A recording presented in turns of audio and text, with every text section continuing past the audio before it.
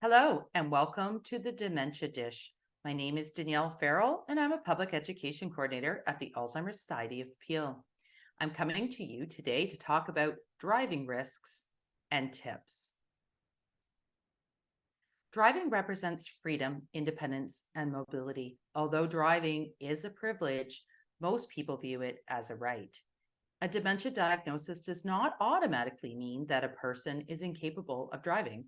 Some people may remain capable of driving for some time after their diagnosis. But eventually, a person with dementia will have to stop driving as it will become no longer safe. The loss of the privilege to drive is a major life transition that can have devastating effects on some people. Some of the things that you may see in the change in driving behaviors when it comes to dementia is slower response times, traffic violations, getting lost or going missing, driving too slowly or too fast, driving through stop signs or red traffic lights, stopping at green traffic lights, having difficulty merging with traffic, and making turns. As a result, people living with dementia do have a higher rate of having car accidents. It's a great idea to plan ahead when it comes to looking at the transition to no longer driving. There are alternative forms of transportation, and it's a great idea to practice ahead of time using some of these alternate forms. So the alternate forms of transportation may include public transit, taxi services. There are some community-based organizations that have transportation to them, and transportation organized by family members and friends.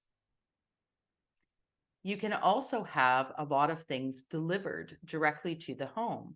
This might include things like drugs from the pharmacy, groceries, and that getting a person used to things arriving this way may help them to see that they can remain independent even without driving.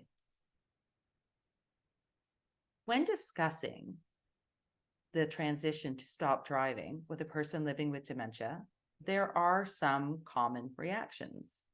One may be immediate acceptance. Some people living with dementia will recognize that there is a safety risk and will choose to stop driving.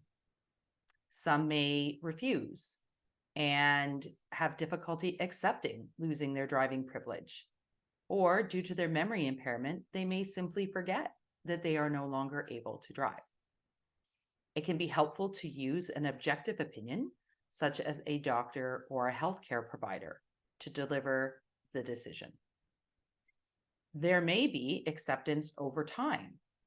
This can be aided by openly discussing the reasons for stopping driving. But it is important to note that you may never be able to convince the person that they should not drive. And this may be because of a symptom common in dementia called anosognosia. Anosognosia will mean that the person living with dementia is lacking insight or unaware of some of the changing abilities that they are experiencing. If this is the case, you may wish to use distraction and or creative redirection instead. Doctors are bound by the law to report medical conditions that could be a risk to road safety.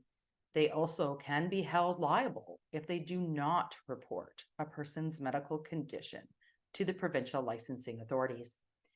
The doctors themselves do not determine if the person with dementia is fit to drive.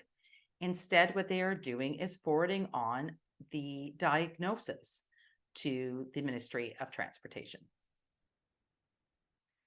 Some of the tips and strategies that might help in the transition to no longer driving is to move the car to a different location for storage or repairs, to recommend that the person with dementia gift the car to maybe a family member.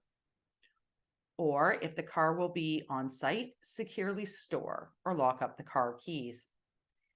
You may want to have discussions where you reframe the need to stop driving as an insurance issue rather than the person's loss of abilities. Here are some useful resources that can help and guide you further in how to help someone transition from driving.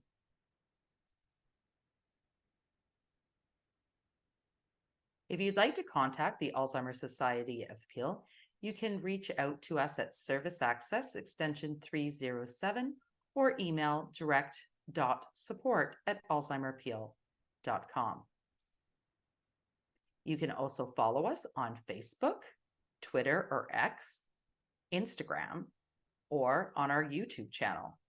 You can also find other Dementia Dish topics on our YouTube channel that may be helpful in your caregiving journey. Thank you so much for joining me today, and I hope to see you at another Dementia Dish soon.